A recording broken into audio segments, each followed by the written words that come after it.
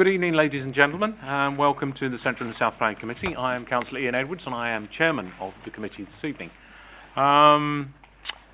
Very warm welcome also to anybody who may be following us on YouTube. Our planning committee meetings are recorded. The camera is the little dome to the front of it. It's facing this way, so nobody in the public gallery is captured on the screen.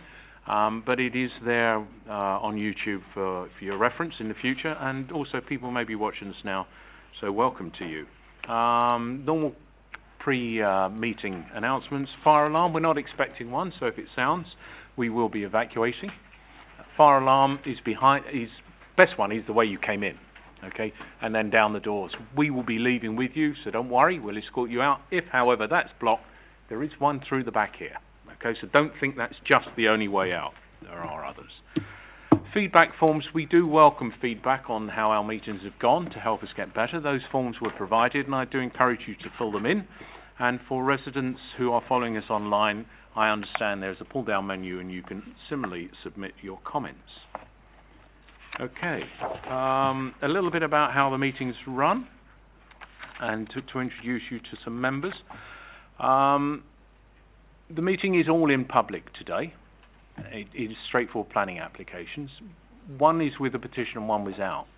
Although we're meeting in public, it isn't a public meeting, and therefore there are no automatic speaking rights for people who attend. The only people who can address the committee are the petitioners, where a valid petition has been submitted, the agent in response to a petition against it, and the ward councillors. We'll come to the timing of that when we get to the actual petition bit. But other than the petitioners and, as I say, agent and councillor, I regret we cannot accept submissions from anybody else. Number of people around the table, and I will introduce you to them and what they do. I will start on my far left-hand side. We have Councillor Peter Money, Councillor John Morse, and on my far right-hand side, Councillor Brian Stead, Councillor Alan Chapman, Councillor Sharir Ahmed Boulana, Councillor Roy Chamdale, Councillor David Yarrow. They are the voting members of the committee, and in the event that they have a drawn tie, I have the casting vote. Otherwise, I don't vote. We also have officers from the council in support of us as a committee. On my far left, Royson Hogan is our legal advisor. Luke Taylor, Democratic Services, ensures the minutes are kept and manages our technology. James Rogers, Head of Planning, will give us the expert planning advice. Meg Harani will be presenting each application, and he's also very experienced and can give planning advice. And Alan Tilley is our Transport and Aviation Manager. The empty desk at the moment, he's gone to collect some papers. We were circulated an email by the petitioner earlier today, and although I have read it, I noticed that the email wasn't sent to all members of the committee, and therefore I've asked for copies to be printed off and distributed. Okay, so there will be a little delay whilst that happens. And should it be that we get to the start of the actual applications, there are only really two agenda items as such. One's in two parts, and we're not being ready to do it. I'm going to just change the order. Okay, just so please bear with me on that one. Now, we ordinarily at this point now get into our agenda as published and start with apologies for absence. But on this occasion, I'm going to start by making just a comment. Very sad that one of our committee members, Councillor Mo Kashid, passed away earlier, and his funeral was earlier in the week. And he was an outstanding councillor for a long period of time.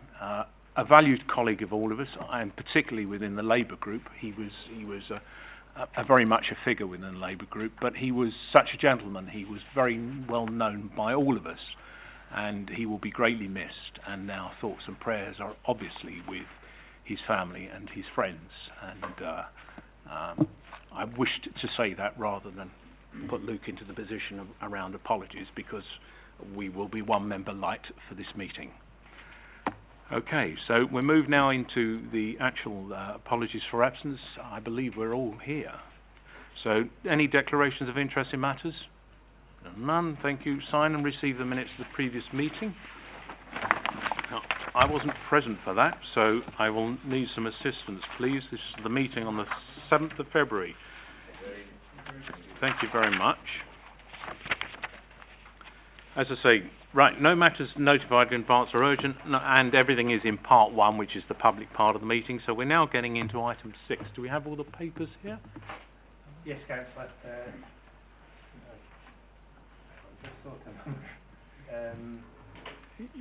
They were collated nicely, and I've uncollated them. Okay. Let us then just allow you to collate those and sort that out, and we will move, if we may, not to item 7. We will go to item 8, 141 Charville Lane, please. Sorry, I know you're going to muck up your presentation.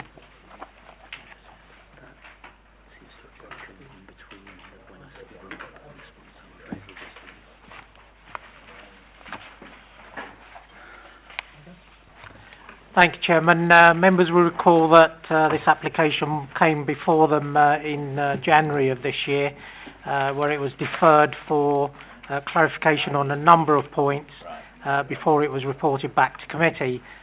This clarification has been provided and is set out in the first 4 pages of the report, and I hope that members now have sufficient information to make a decision on this. I think the main points to bear is that the question of whether the use of the site was abandoned, and your officers consider that it was not. It was operating until at least 2016, so a non-use of possibly a year or slightly more isn't considered to be abandonment. In terms of the demolition of the buildings that were there before, again, this was done in 2016, so it was fairly recent. The fumes to be controlled. This is a body shop repair, and so there are legislation which it has to comply with outside of planning in terms of health and safety and ventilation and so on, and they will need to comply with that regardless of any planning conditions. And then there are the issues about the various conditions, and that's set out as well. So your officers consider that given the previous use on the site, the previous buildings on the site, the fact that there is in fact a reduction in the size of the overall buildings on the site, that your officers consider that the application is acceptable, even though it is a non-conforming use in the Greenbelt, and therefore have recommended it for approval. If I can just take members through the photos again. That is the site and the layout and the various buildings that are on the site at the moment.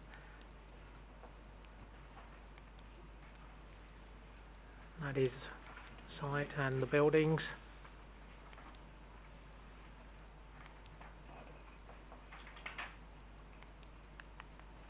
Thank you, Chairman. Thank you very much. Just start by saying how helpful it was for the additional information placed at the beginning of this report. It certainly answered the questions that I had. I'll open this to comment, colleagues. Councillor Yarrow? Thank you, Chairman. I think, as you've said, all the questions that you raised have actually been answered, and I don't see anything wrong now in formally proposing that we accept the officer's recommendations on this one. Thank you very much. Councillor Stead? Thank you, Chairman. I second that proposal. Thank you. Before we take it to a vote, I'd just like to ask, do you have a question, Councillor Morse? No, I just want to make a comment. I think we take the view this is an improvement of the site. I have some reservations about some of the bits that we know about it has been, how it got into this use. But yeah, I think we're generally in agreement with what you're proposing. Thank you very much. I'd just like to ask James or Mr. Harani or Mr. Rogers for comment. One of the questions that I had was, this is an application for a body shop. what, if we granted this without further conditions, what would stop it becoming effectively a car repairs and wider use, engine noise? How do we control that, recognising there is a residence nearby? Thank you, Chairman. Car repairs or body repairs and general car repairs, they are both within the same use class, so in essence they could go from this particular use to a car repair use. There are a number of conditions which are being proposed which hopefully protect the amenity of the nearby residents, in particular the operating hours and the hours relating to, or the scheme for site noise control, condition 7 and condition 8, again relating to noise and odour. So hopefully we're protecting the residents' amenities by those conditions, particularly condition 7, which states that noise from the site must be below a certain level. Thank you, Chairman. Sorry, I'd just like to test that assertion there that it's noise from the site, because the way I read it, it says noise from plant and or machinery hereby approved. That doesn't say any use hereby approved. Yeah, again, if members felt that that condition needed strengthening, we could add a rider in there which protects or states that the noise emitted not only from plant and machinery but general noise from the site. I'm just mindful that there is a property right next door, and I would just wish them to be protected against this becoming a noisy environment. Yeah. And I believe we might need to do a little bit more than what is before us. Yes, I agree, Chairman. It's a standard wording, that condition, and although the 5 dB works very well in the opinion of our Environmental Protection Unit, the first line does need to be rewritten so it covers all the operations that might apply on this site. So if you're happy to delegate authority, both I and Meg will ensure that it's a much more robust wording up to that point. Thank you. I believe that colleagues will find that agreeable. That would be helpful. And would it also be appropriate to include in there no repairs in the open? Can that be done? Okay. So we've had the proposal and seconded with the additional condition to be delegated to the head of planning entirely. Needn't come back to the chairs on this matter. It is just the issue of strengthening the wording condition of 7 and no outside repairs. Okay, on that, please, can we show of hands? Is that approved? That is agreed. Thank you. Okay, let us go to agenda item 6.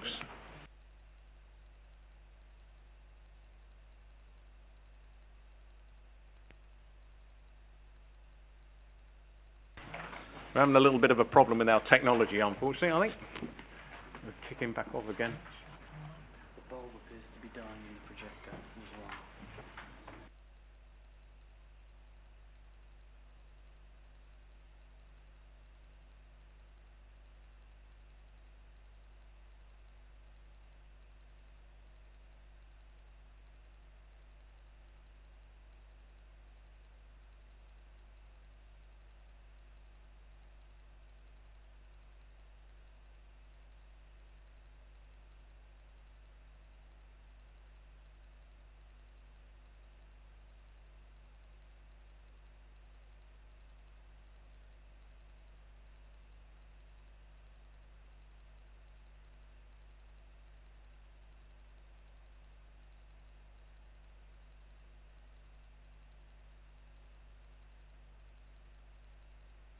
Okay, we'll give it one more go.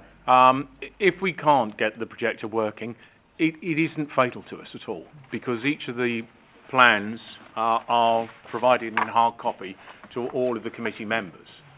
Oh, we're up. Good. Okay, Mr. Harani. Thank you, Chairman. There are two applications before members for this particular site, 12 Grove Way.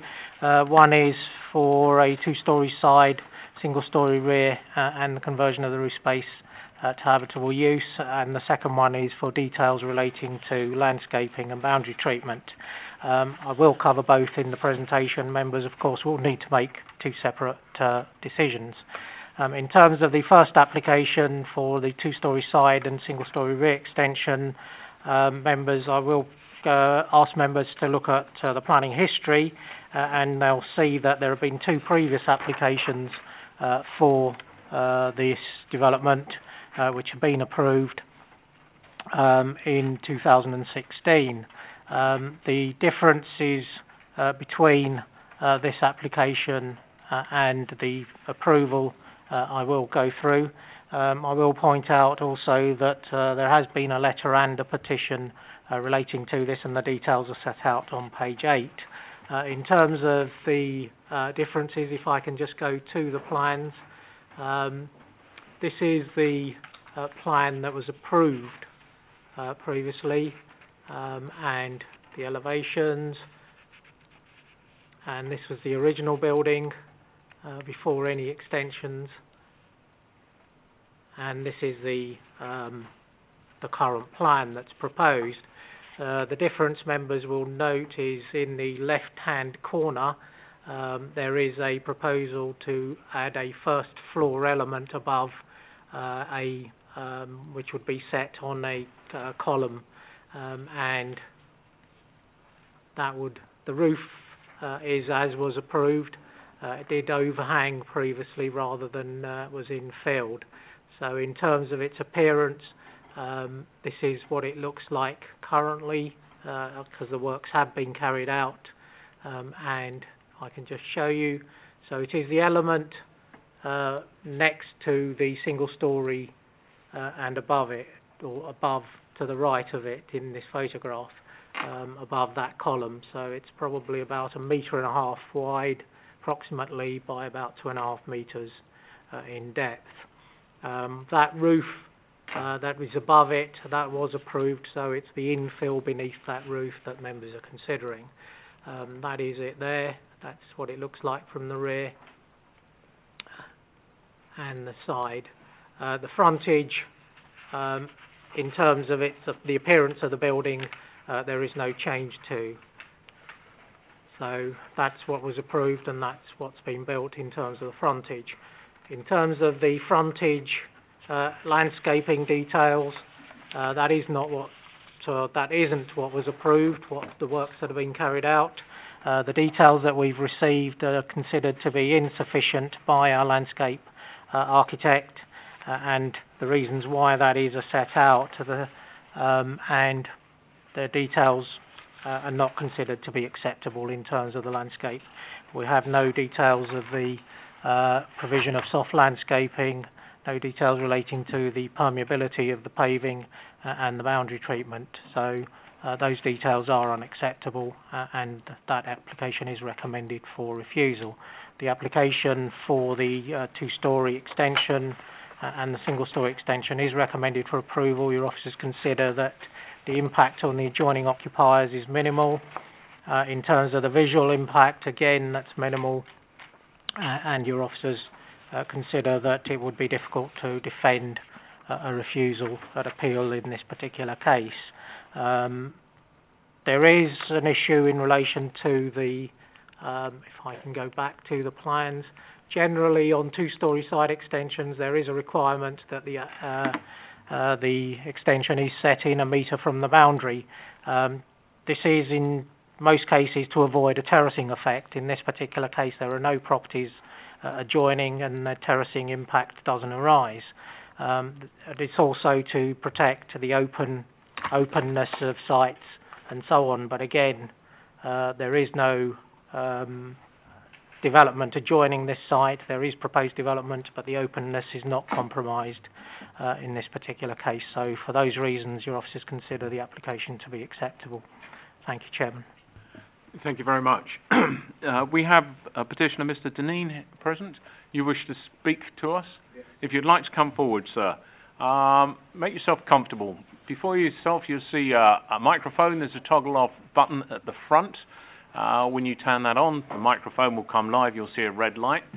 You have 5 minutes speaking time. That will be controlled by the lights. You will see lights that will shine off green for 4 minutes, amber for 1, and when it goes to red, I need to draw you to an end to be fair to everybody. So, at your own time, sir, if you toggle on the microphone, we will start the timing from that moment. Thank you. Thanks very much, Councillor Edwards, ladies and gentlemen. So I'm one of the residents in Groveway. I'm here, I've been asked by the residents to come along to represent them on the petition that was raised. I think you've probably also got something that we copied earlier, so we sent it through. It's nothing new, it's just to help sort of the thread of my discussion, and the neighbours in Groveway have asked me to come along and talk about it. So we've been here twice before, so this is the sort of third occasion on this planning. And if I could just draw your attention to the drawing that I say is drawing 1, the original application. So you should have just a small A4 and it says drawing 1, original application. So this was the initial submission for 12 Grove Way, which caused all of the neighbours in Grove Way and Grove Road and adjacent roads to have some great concern, primarily about the size of the extension, the bulk of the extension, and also some very serious concerns about its intended use as a house of multiple occupation. Between the point of submission and us coming to this committee, the drawing number 2, which you have as well, was the amended drawing, and that was ultimately approved. So the owner of Grove Way has now got a piece of paper and approval to go ahead and build drawing number 2, which they've set out to do, and that's been going over the last probably 12 months or so. And we've had, you know, as a side issue, we've had significant disruption throughout the street because of those buildings. So we've had noisy builders there from, my neighbour's been out at 5:30 in the morning. We've had scaffolding trucks taking scaffolding down at 11:30 in the evening.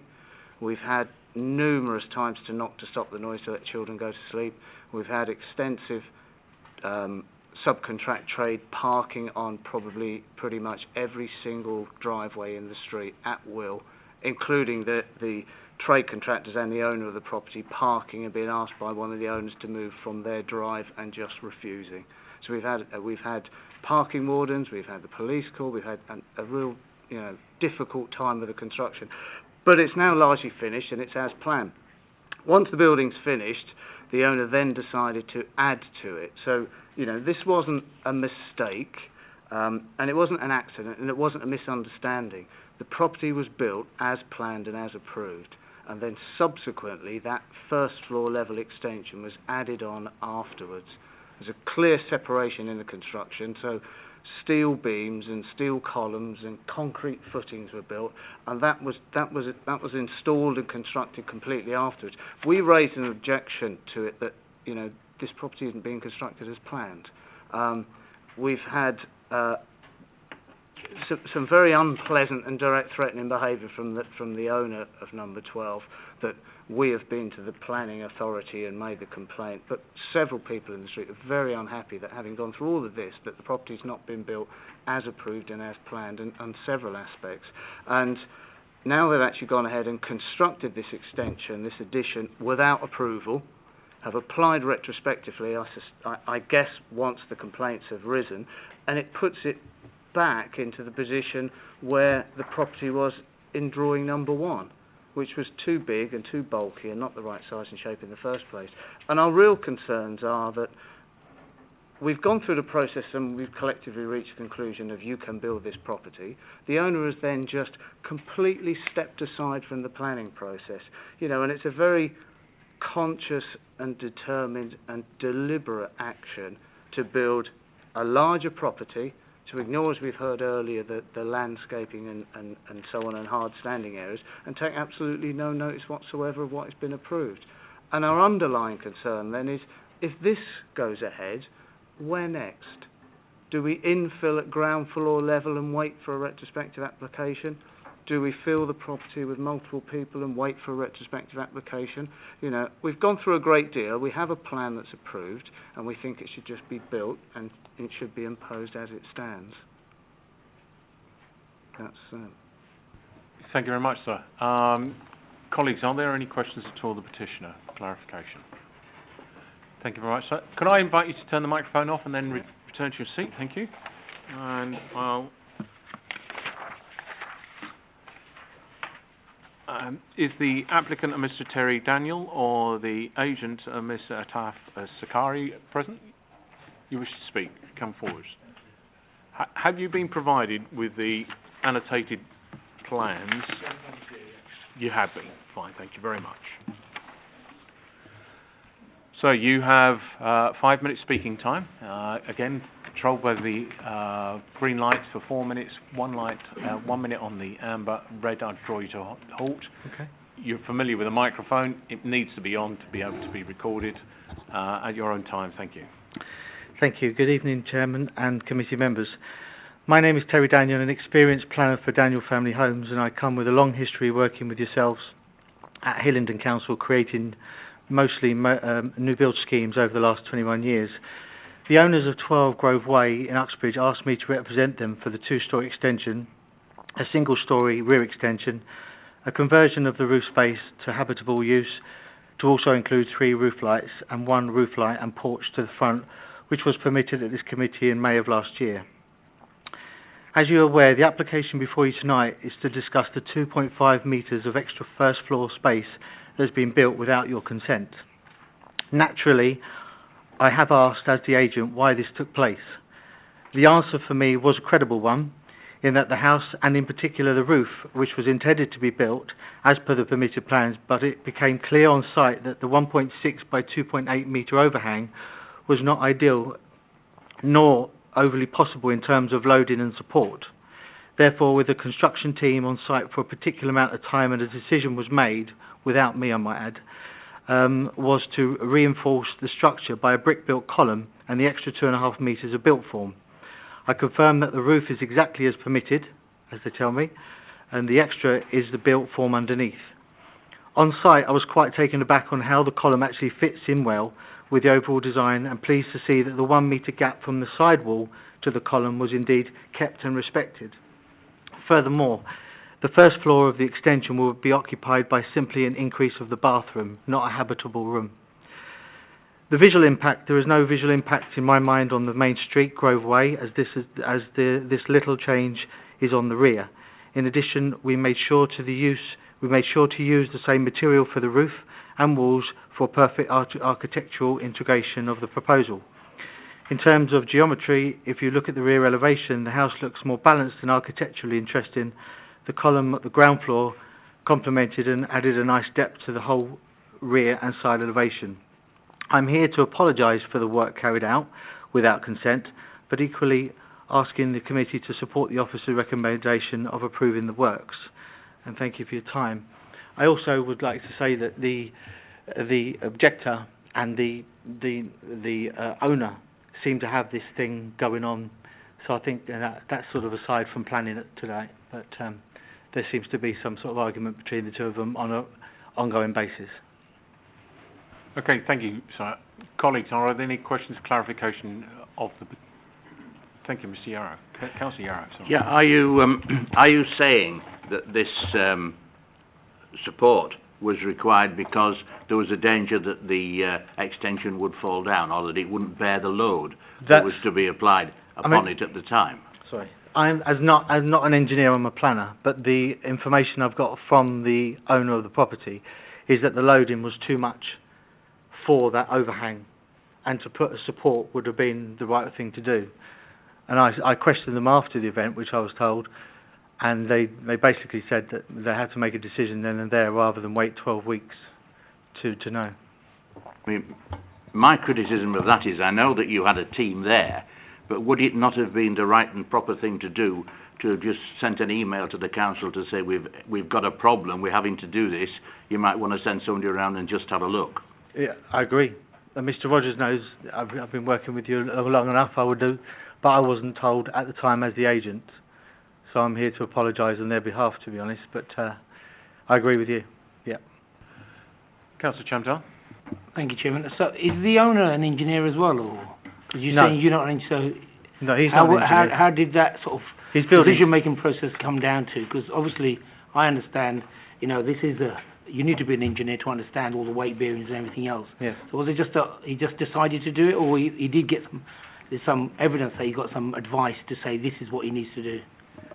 I can't answer that wholly and honestly because I wasn't there, but he's telling me that when organising all the building regs and everything else, he sort of figured that it wouldn't be load-bearing or enough. So I'm told. Again, I'm not an engineer. So Thank you very much. I think you've answered that question to Is that the all right? very best of your ability. So you're not an engineer, we're not engineers. Okay, any other questions at all, colleagues? Thank you very much. So if I invite you to turn off the microphone and return to your seat. And Councillor Graham, you wish to address the committee? Thank you. Come forward. You have 3 minutes speaking time, 2 with the green and 1 with the amber. Thank you.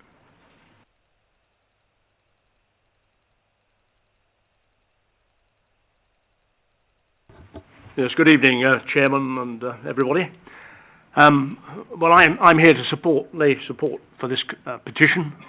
The fact that 29 persons in this small area signed it shows the strength of feeling locally, especially as regards the size and bulk of the development at 12 Grove Way.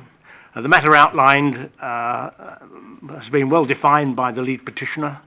I won't go into too much detail on that. The annotated copies of the plans, especially drawing 3, clearly show what's happened, i.e. the first floor non-approved corner extension and the brick-built column to support it. This application, seeking retrospective permission, is what I describe as planning creep. It's actually not in accordance with previously approved plans. Yet the officer in her report states that this was not intentional, when it clearly was. The officer also states that this application is approvable on balance. On balance? Well, it's not on balance. If anything, it's a mockery of the planning system. We've heard comments about nuisance being caused and the difference of opinion between the people at number 12, who happens to be the petitioner, and the developer. Well, I can tell you that as the ward councillor, I was called out several times to deal with nuisance matters. I'll say no more than that. I won't describe it in any great detail, which on occasion included the police. So it's not just them; it's the whole of the area has been upset by what's been going on and the liberties being taken. By way of background, I would like to say there exists a non-standard condition that the house is to remain a single dwelling. Yet neighbours, people in that area, have told me that although it was to remain a single dwelling, there are and have been put in 2 metered domestic supplies, gas and electricity and water, gas and water I think it was, that they ascertained from the people there doing the work. And although it's not a matter for this particular item, you did say that you were including the fact that you're going to have the landscaping involved as well. Well, I happen to pick up the fact that the report for the landscaping says that there is room for the parking of 5 vehicles, whereas the plan submitted only shows 2. So I'd perhaps like some sort of comment on that further down the line. Thank you, Chair.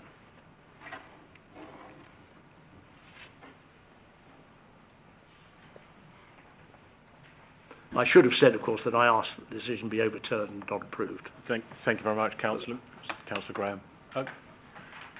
Colleagues, are there any questions or clarification? Don't. Thank you very much. I invite you to return to your seat. Okay.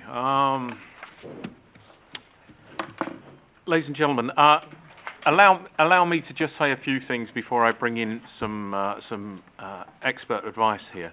One of the frustrations that certainly I believe my committee colleagues have, sometimes myself, but certainly members of the public, are the issues of annoyance to residents. Things like the noise and disruption caused during building are not in themselves material planning conditions and therefore can't be considered by the committee. So whilst I completely understand the disruption and detriment that might have been caused, that is not something that we can take note of. So I will concentrate our considerations around here on the issue of size and bulk, and also I would like to draw in a little bit about the intentional breach of planning. And the report at page 10 on the paragraph just up from the start of bullet point 6 comments about that there is whether or not this is an unauthorised development was intentional, and whether or not this is a material planning consideration. Now, the committee may find, on balance, that they do believe this was quite intentional to build this against the plans. I know there is a lot of process that goes into when submitting plans in terms of building designs and engineers and all of those sorts of things, which I'm sure our head of planning will be able to give us advice on. And to simply add on a bit at the end of a build, you may find, on balance, is an intentional deviation from the plans, and therefore that may become a planning condition. And therefore the question in my mind is, if the committee did find that, what can be drawn from that conclusion?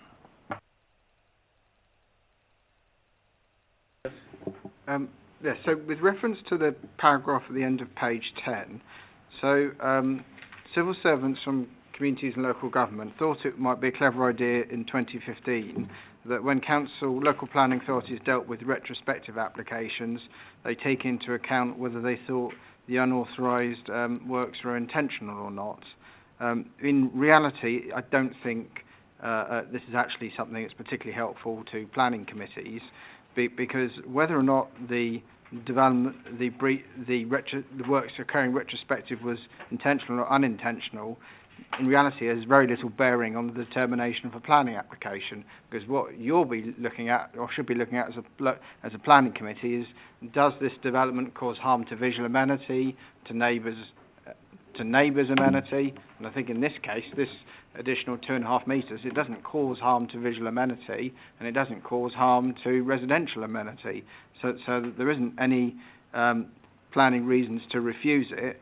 As to why we, as officers, have said that in this case officers have no indication this was an intentional breach of planning control, what I would say is that had the applicant actually put in writing the intentionally breached planning control, then we might have written something different there. But we would tend to give the benefit of the doubt unless we've got absolutely clear evidence there was a clear breach of planning control. From what I've heard from the agent, we would have to say there's the benefit of the doubt in this particular case. But one other point I wanted to say is, so I don't think there's any strong grounds to refuse this application, but also your officers thought there was grounds to impose condition 5, which I think is quite an important condition, because that enables us to require further application if the property is subdivided or used in multiple occupation. Now, if hypothetically you as a committee disagree with what I've said and decides to refuse the application, then the appeal inspector will have to consider which conditions to impose. So you could end up with a double whammy of an appeal inspector allowing an appeal but not imposing condition 5. So I just wanted to highlight that last point to the planning committee. Thank you. It's very good of you to bring that risk to our attention. Can I just ask our legal advisor whether she concurs with the fact that if the committee were to reach the conclusion that this was an intentional breach of the plans, would that provide grounds for refusal? So, with the planning policy statements in March or August 2015, it said that so you determine a retrospective application as if it was a prospective one, so it's in accordance with policies, unless material considerations indicate otherwise. And so what we have here is a material consideration if there is an intentional breach of planning control. And from what I've heard is that there is evidence to indicate both ways. And so you have to give that due weight. And I just don't think it would hold up as a strong refusal reason. Thank you very much. Okay, colleagues, so we have it. It has some weight. It is a material planning consideration. However, on its own, it is not sufficient. Therefore, we need to identify the impact of this in terms of our policies. So I now open that to comment. Councillor Morse. I would like to ask you a question about the top level flat. On the planning design statements, we should have a ceiling of 2.5 metres for at least 75% of the gross internal space. Now, are we convinced that is at least 8 square metres, that top flat? This isn't a conversion of the property. This is a single dwelling, and the roof space is a habitable room. It's not a separate flat. So this is one single dwelling. Is it a habitable room? That's the point I'm trying to establish here first. And there's sufficient headroom for it to act as a habitable room, yes. I also think we need to focus in on the variation from the plan. We've already given planning permission for that build. So that in itself we can't unpick, would be my view, without considerable difficulty. What we need to be looking at is the addition that's happened and identifying the harm, if any, that has caused, and therefore forming a judgment of whether or not we should allow planning permission. Okay, colleagues? Councillor Money. Thank you, Chairman. I think it puts us in a difficult position because I understand where the residents are coming from, but if it was to go to appeal and Condition 5 is not enforced, then they're going to be in a bigger problem than they are in now. So, unfortunately, I think if I recommend, if I go with the officer's recommendation, just for the sake of Condition 5, I think I'll put that forward to the group. I mean, discuss it amongst yourself, obviously, but if I can recommend it, go with officer's recommendation. Thank you very much. Let's hold there. I just want to tease out whether or not there are issues from other colleagues. Councillor Yarrow. Thank you, Chairman. Well, this gave me grave concern when looking at the details of it, and the statements made on page 10. It depends how you determine on balance. When I read it, I determined on balance it was unacceptable, and that this was a deliberate change to the plans, and it was done quite deliberately. However, in trying to prove that it was deliberate, it poses an insurmountable problem, in that what is deliberate to me might not be deliberate to somebody else. So I know I'm on a loser when I say that I would go for it being unacceptable, because it doesn't allow us that kind of leeway. I am surprised that there are statements in here like the paragraph above that. In terms of the garden area, you should have at least 100 square metres, and now it's 96 square metres, which would suggest that it's got less. But it's my understanding that there was only 96 square metres on the original that was approved. So I would say, why put that statement in? Because it is misleading, because it tends to suggest that, on balance, it could be acceptable. And it would be for 96 to 100, it is. So it tends to take my argument that the whole thing is unacceptable away from me, because that is a statement that doesn't make any sense. So I'm in a quandary. I'm certainly not happy with it. I'll see what rest of my colleagues say.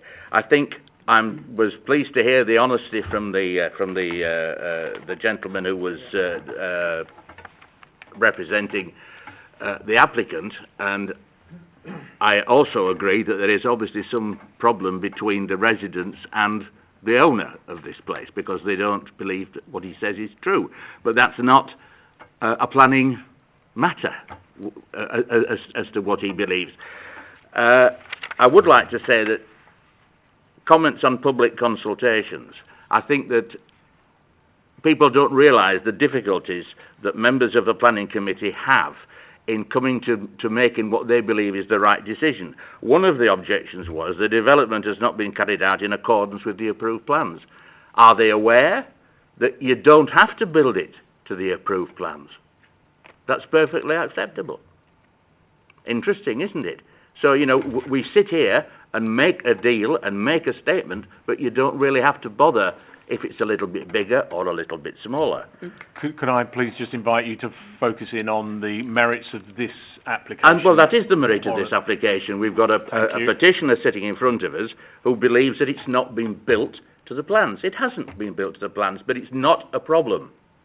It is, if not building it to a plan causes planning Yeah, harm. planning harm. And that is what, as a committee, we should be identifying. I agree with you, and there's no planning harm. If, as a committee, you are unable to identify planning harm, then for me, it would be difficult to refuse this, even though it has been built contrary to the approved plans. And being perfectly honest, I can't define any planning harm. That is the problem. However, my conscience is giving me a great deal of trouble. I wouldn't disagree with you at all there, Councillor Yarrow, but unfortunately we are constrained by rules and policies and laws, and we can only consider what we're allowed to consider. To do otherwise jeopardises the authority in the decision-making process and puts us at risk, as our Head of Planning has said. Councillor Chamdal, you wish to comment? Thank you, Chairman.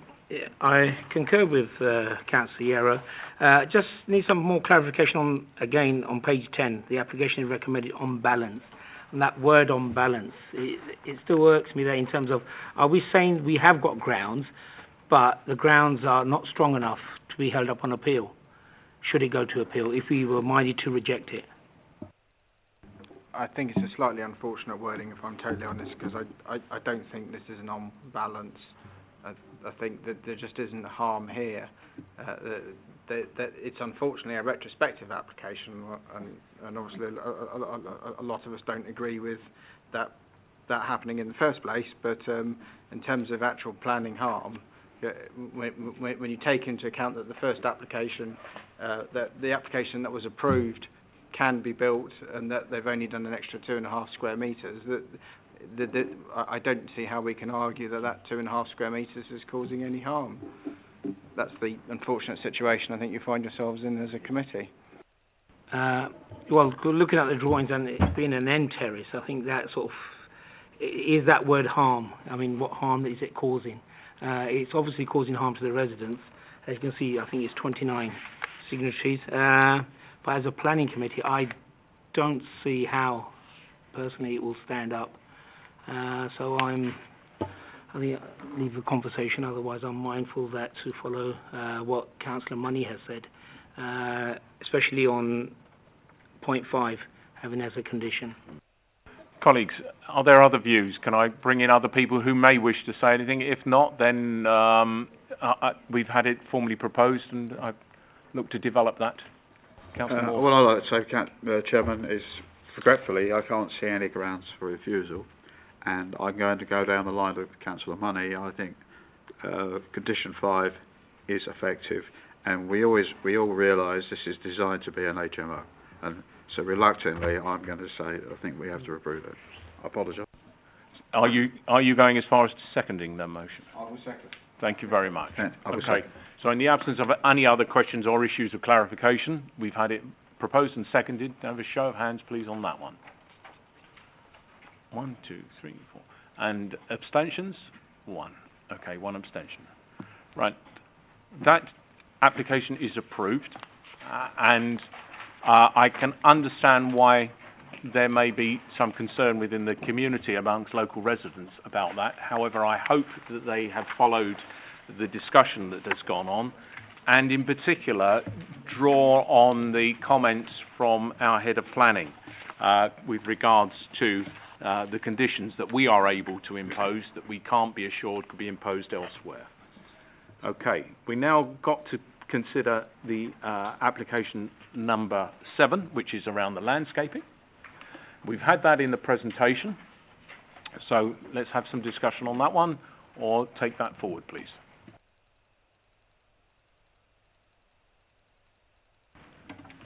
Councillor Chandel. I think it's quite straightforward, Chairman. I think we go move off his recommendation.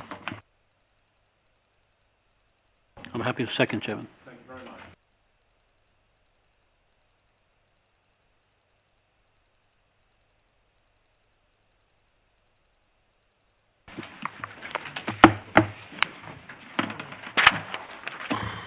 One thing, Chair.